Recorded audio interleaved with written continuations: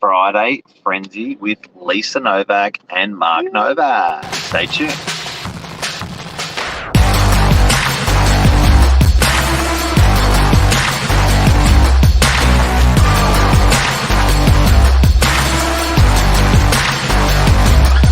I'm the ringleader, so listen up.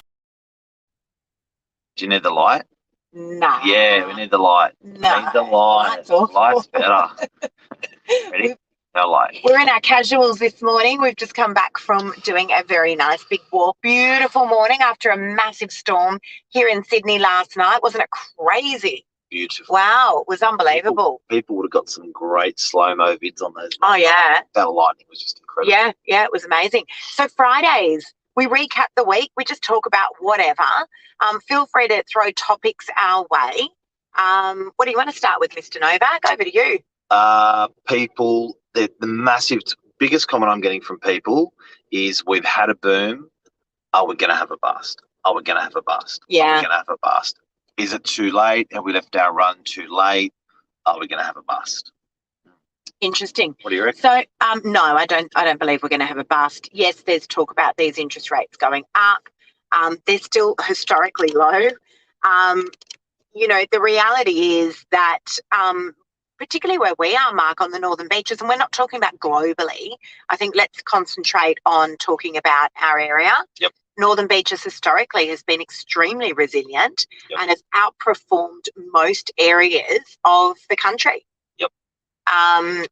It's always been good buying, and there's still a lot more room for growth, Mark. The average two-bedder in, let's say, DY, a beachside suburb of the Northern Beaches, you can still pick something up over on the Northern Beaches for around, two-bedders are selling sort of $780 now, all the way up to circa 1.2 for your stock standard two-bedder. Now, if we take that same equation and pop that into Bondi, I think you'll be lucky to find any two-bedders on the market for under, $2 mil? So there's plenty of room for growth still on the Northern Beaches. Question. Yes. Has the market ever boomed this much before? I would take a guess at saying no. Have we ever had COVID before? We've had a world war. We've had a recession. Yeah. I've got the facts. We have. I know, but we have history on what recessions do. We have history on what wars do. I've got the facts. We don't have history on COVID, Mark, because we've never had it before. Kids, look at that. They are, see those circles on the screen, 1, 2, 3. They are the last 3 booms in the last 140 years. They are the last 3 booms in the last 140 years. That's the facts. Yeah. Boom, boom. Mark knows I love a graph. Boom, boom, boom. I love graphs. Said no girl ever. I love data. Next question. Yes. What does the bust look like after the booms, the last 2 big booms that we had? Not this last one, but the 2 before that. What does the bust look like? What does it look like? What does the bust look like? Kids, here it is. There you go. Look at the bust. Okay, so see below the 0. So when it goes below 0, that's negative growth. When it goes above 0, that's positive growth. Negative growth is when prices go down. So if you look at 1950 and you look at 1989, Lisa Lulu, there you go. So it doesn't correct. It went up 111% in 1 year. That's in 1 year. It went double. So it's just, that's nuts. And it corrected only 10 or 20%. So it went up $1 million on $1 million house, and it came back 200 grand. That's when it went up $1 million, 100%. Yeah. But back in the GFC, it didn't really correct much at all. Right. Like 3%. So we've got a similar growth to what the post GFC. We do. Yeah. We do. Thanks for interesting. Thanks for that. Very interesting. You hate that? No, I don't love graphs, guys. For those of you that may not know, I'm not really a numbers girl. I think most girls aren't, though, Mark. Like, Really I think sexist. lots of guys love talking about graphs and numbers. Not so confident that most girls do. Great point. Good morning to everyone that's tuning in. Jonathan Creek. We're going to be speaking a little bit later on today. Hey, Luke, hope you're well. Michelle, thank you guys for tuning in. Friday Frenzy, we just talk about everything that's happened in the week. Mark, 14 appraisals yesterday. I reckon What happened there? Yeah, it was honestly. That's just you. I have to say, that was definitely one of the busiest days in my life ever yesterday. Not in real estate, like in life. It was a crazy day. 14. And actually we were walking this morning and I said to Mark, I think maybe there was a couple more because I had 2 more come in last night. It's crazy. Is it what's going on in the market? For those of you guys that are real estate agents, is that what I'm happens interested in a to know. People start frenzy selling. Yeah, I'm interested to know, guys, if you're in real estate, what did your day look like? What is your week looking like? Real estate is very hard to predict at the moment. Is it consistent with all the other agents? We'd love to know. Yeah. For any agents that are watching. But 14 appraisals, Mark, a lot of people were saying, like, how did you do it? So it was a culmination of 3-minute SMS appraisals. I did 5 face-to-faces, which is hard. Like if you're doing, your full presentation, there's a good hour to hour and a half there. It was a combination of some sight unseens where we'd just gone off routine inspections. Obviously, I need to get through the property if I do list it. So emails and some 3-minute SMS appraisals as well. But this morning I've got 4.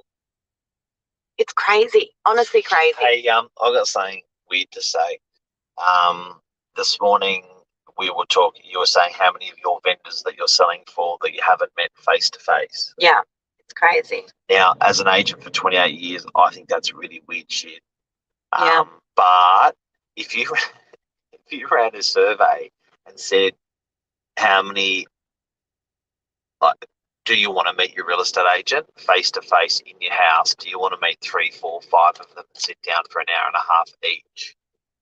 Every seller would say, no friggin' way. A lot of people don't want to. Every seller go, no, just give me the numbers. Yeah. Tell me the commission. Tell me the price. I'm happy to have a conversation over the phone. Let's get on with it. Life's changed. Yeah. So it's the old 2-touch presentation. No. If you don't know what that is, agents used to say, go out and see the property first, walk through, and then after that, go back down and sit down with the client No, those days are over. do a presentation for an hour or 2. No one wants that. In saying that, I did do a few yesterday. Some do. But you've got to read the play. You've got to read the play. I can imagine an agent that wants to do a 2-touch prezzo with you and me. I'd be like, oh my God, no, look, no, just tell me the facts, send it over to me, SMS it, just give me the number.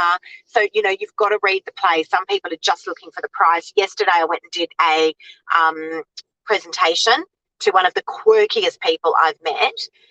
And he lives in one of the most insane addresses on the Northern Beaches. Anyway, long story short, I could see he had I pulled out the proposal, and we do these beautiful leather-bound proposals. I pulled it out and I could see the whole demeanour just dropped. He was thinking, oh my God, she's not going to read this back to back. And I said, listen, I'll tell you what, let's get to the good stuff. And he said, what's the good stuff? I said, the price. And he was like, oh, thank God. Give people what they want. Give people what they want. Yes. But what's interesting, Mark, is a huge part of these appraisals are generated as a result of my social media. Yeah. Fact. Yeah. I had someone yesterday message me saying, I saw what you sold in DY. I saw how quickly you sold it. I saw that you sold it off your Facebook page. Can you do me a proposal? I want to sell the same way. So, yeah, guys, if you're not doing your socials, for anyone who's watching, if you're not doing your social media, real estate agents, you're not too late. Watch the interview yesterday with Tom Panos and Val Barbone from Banter Group. It was a cracker. Jonathan Creek, you would love it. So you'll find it on Tom Panos' Facebook. Yes, it's on his Facebook page. Yes. Jump on there and have a look. What else, guys? It's just been it's been a manic week. I said to you this morning, what's the next word above busy? Yeah, bulldozer. Yeah. I reckon it's what I'm seeing a lot of is investors. Yes, there are. Bucket load of investors coming back in January and February into the market. I haven't seen investors actively in the market since they got punched in the nose about 3 or 4 years ago. Yeah, they're back. When They're the, back. when the interest rates, when there was a differential between interest rates for owner occupiers and investors, they were really punched in the nose. They really went quiet, and they are back in full friggin' force. The only reason, I said friggin' a lot this morning, the only reason I think they're back is because they've made some really good equity out of their properties. So a typical person of a house of a property of $1 million or $2 million, say $1 million, they've just made 500 grand on top of what they had, on top of the equity they already had in there. And now they're saying, let's take that, let's reinvest that because property's been good to us. Yes, true story. We celebrated a birthday this week. Our little baby turned 16. It's funny. I remember having a conversation with someone many, many years ago, and I was like, oh my God. And we have a 23-year-old as well, so we've been through the teenage years. But I remember having a conversation with someone years ago, and I said, what's it like having a teenager? And he said, oh, she's just been wonderful. And I thought, whoever says that about a teenager? And I can tell you now, we've got one. She's been wonderful. She's been an absolute little shining light in our lives. Yeah, look at my wog face. What a wog. So she is, and that's my mum. And we went out to dinner. She's 16. Yeah, it was beautiful. Sweet 16. Gorgeous, beautiful, beautiful child. We might have a different story to tell next Friday because Saturday night we have a party for her. So 40, 16-year-olds, let's see how that goes. We might report something very different next Friday. But happy birthday to our Jade. Yep. I reckon that's a wrap. That's a Friday That's a Friday frenzy. Crew, everyone's busy in the office. So I've got a team of 40, 45 people. Missing some buttons on the shirt. Mark, are you? Yeah, it's. I love a bit of hair on the chest. He does. More investors. Bit of European. Yes, Luke. That's it. Yeah. I think that's a wrap, guys. That's a wrap. Jonathan, you and I will be talking a little bit later. We're going to be doing a Zoomathon. I'm going to be on Jonathan's little gig. For those of you guys that aren't following Jonathan Creek, he is the Guru Swami video content creator, amongst many other things. But we're going to be doing a Zoomathon for the real estate industry for charity, Hands Across the Water. A phenomenal charity. These guys help out orphanages in Thailand.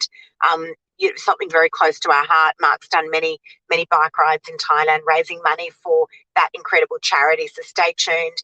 We're going to all be giving our time to you guys. You need to purchase a ticket. Very important, $49. And you're going to be getting some of the best content that money can buy. Absolute fact.